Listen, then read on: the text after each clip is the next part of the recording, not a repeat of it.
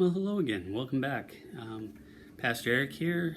This is the series Let's Talk About Jesus, kind of journeying through the Gospel of Mark. We pick up the story today in the second chapter of Mark. So again, the invitation is, if you're following along in this series of videos, read for yourself the sections in between what we're grabbing. Today we're going to pick up in... Actually, it's not quite the second chapter of Mark yet. We're going to be picking up towards the end of the first chapter.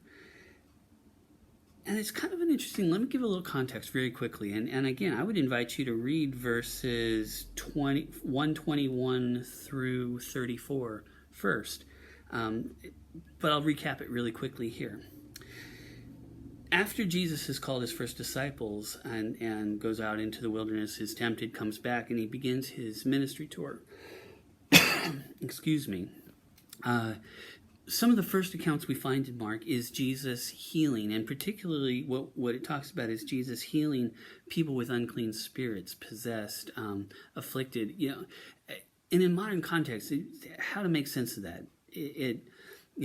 I think probably the best way to put it for a modern hearer is, whatever the illness is, it was understood to be the direct result of evil, of an evil affliction. It was something that foundationally was breaking that person, breaking down their humanity, breaking down their ability to be part of the community,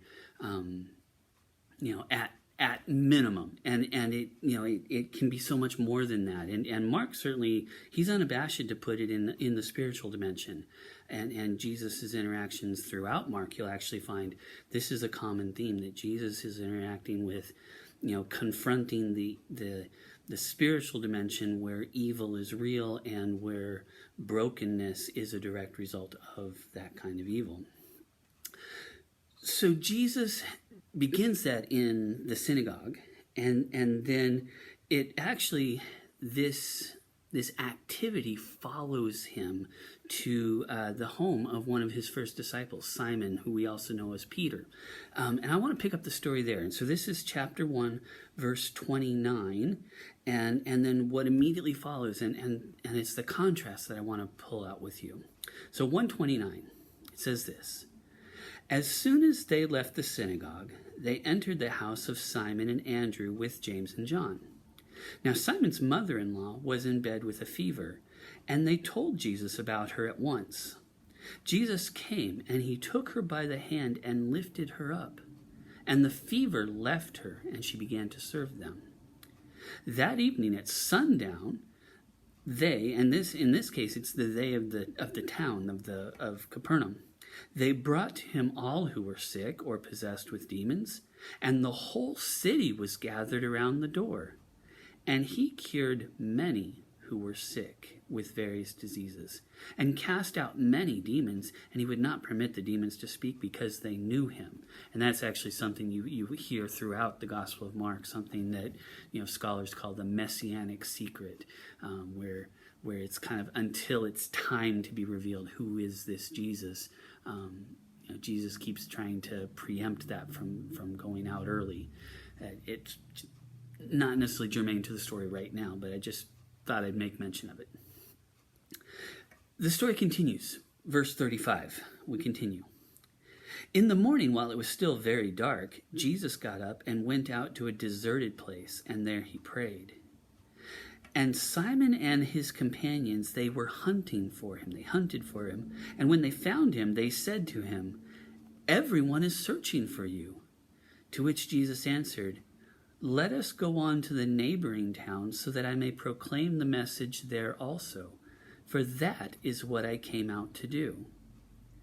And he went throughout Galilee, proclaiming the message in their synagogues and also casting out demons.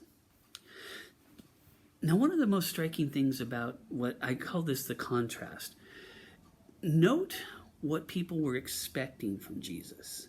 They were expecting that he would simply kind of set up shop and become the miracle worker, the show, if you will. He was a spectacle. I mean, even when it makes mention of the whole city gathered at the door, it wasn't necessarily that they were the ones coming to be healed.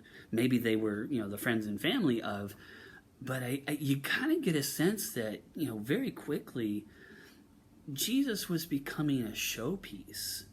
Now with power. I mean, it's one of the really interesting things. I mean, Mark is very clear to be pointing out that the healings that were happening, the casting out of demons, the casting out of sickness, that it is embodied in Jesus himself. And one of the great wondrous themes of this gospel is it really picks out that question. Well, who is this Jesus? And what Mark shows, and what all the Gospels in their various ways show, is that they don't necessarily answer the question directly. What they do is they show you time and again what Jesus does, and then they sort of raise up and go, and who could do that if it wasn't God? And that's kind of what Mark is doing here. Jesus is doing the healing, but the people almost come to see, it seems to be almost presented as like a spectacle. So it really is kind of a huge contrast when Jesus the next morning, he just goes off by himself. And what do we find him doing? He's praying. He's engaging in a direct relationship with the very same God who, if you recall in the last couple times, when Jesus came out of baptism, you are my son, you are the beloved, and with you I am well pleased.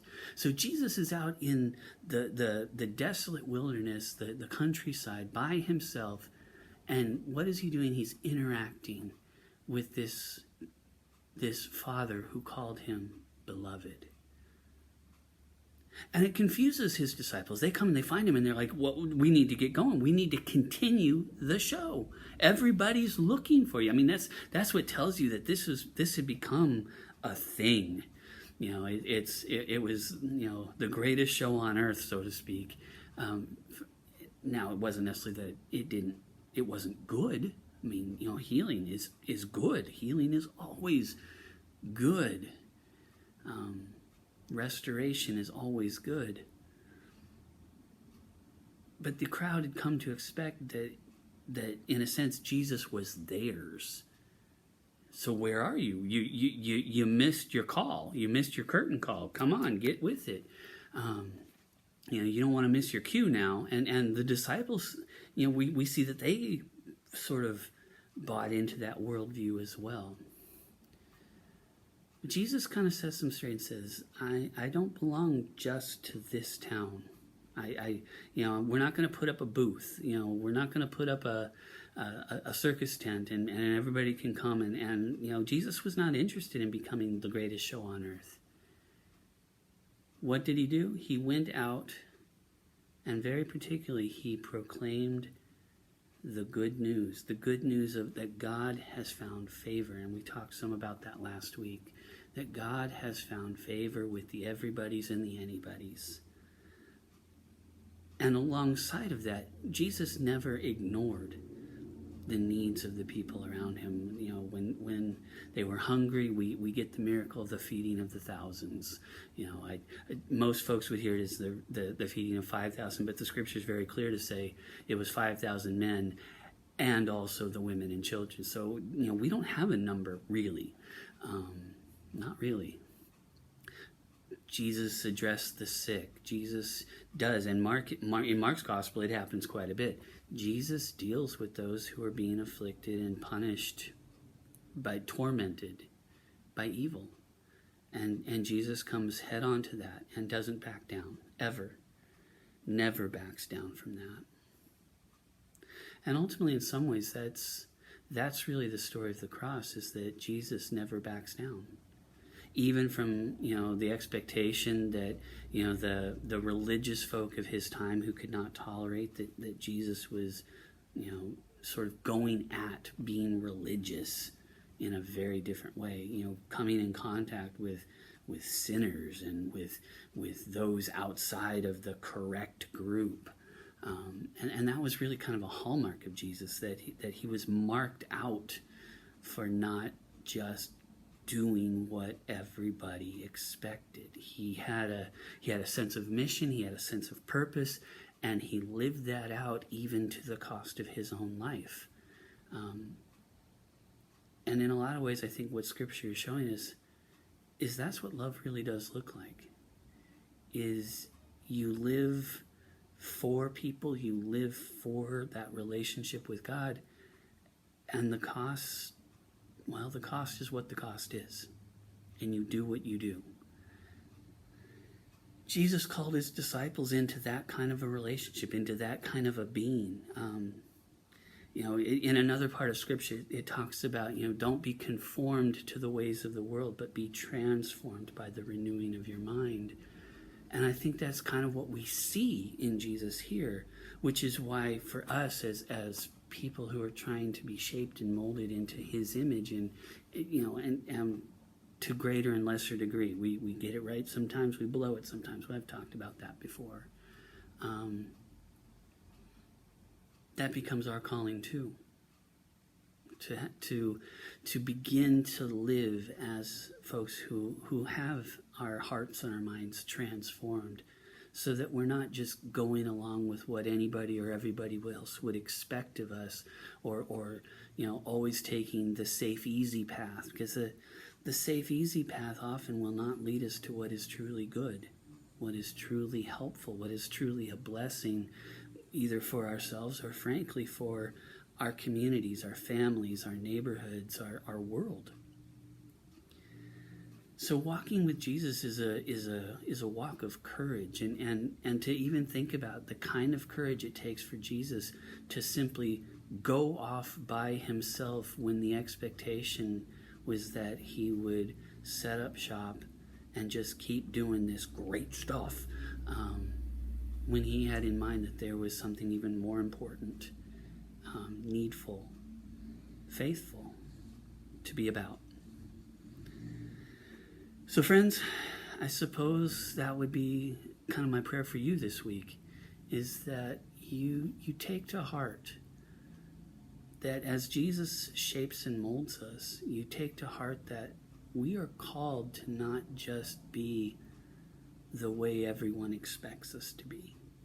We're not called to just be what the world tells us is good, right, and proper, because the world is not God. The world's values are not God's values. The world would have us put on a show, be false, be fake, be phony, be something that we're not, to become acceptable. I mean, it's the very nature underneath something like, say, peer pressure, going along with the flow. Faith calls us to somewhere else. Following Jesus leads us to something else, to be a people of principle grounded in compassion and mercy, love, gracefulness, forgiveness. I mean, the act of forgiving is hard work.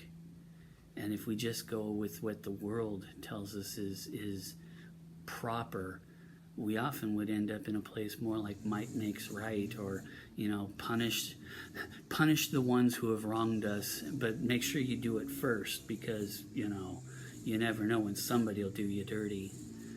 And you kind of end up with, in a lot of ways, frankly, the culture that we have surrounding us right now.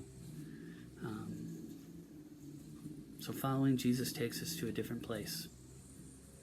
And I would invite you to first begin by examining Jesus. Notice what he does. Notice how he does what he does. And it's that model that begins to inspire and call to us and say, this is who we're called to be too. When everybody expected Jesus to put on a show, Jesus was stewarding the most important relationship of all, the one with the one who knew him as beloved, even before he'd done anything showy, even before he'd done anything. And I think that's a really important thing about this life of faith, is to know that God first loves us who we are as we are the beloveds of God, the children of God. And it's not somehow built into what we're showing as, our actions, our activities, the ways that I think often people think we could earn God's favor. That's not where God's at. God's at first declaring us beloved, and then we do what that belovedness calls us to be about. Look to Jesus and you'll begin to see what that looks like. In the meantime, I ask God to bless you. I hope you have a marvelous week. Look forward to chatting again soon. And like I said, we're going to continue our meandering step by step through the Gospel of Mark. We'll pick up different chunks as we go. Read in between. Reread what the story brings you to, and just begin to notice what is God doing in that reading. In the meantime, if you find this video helpful, like it, share it, subscribe if you want to get notified when the next one comes up. Otherwise, blessings on your day and take care.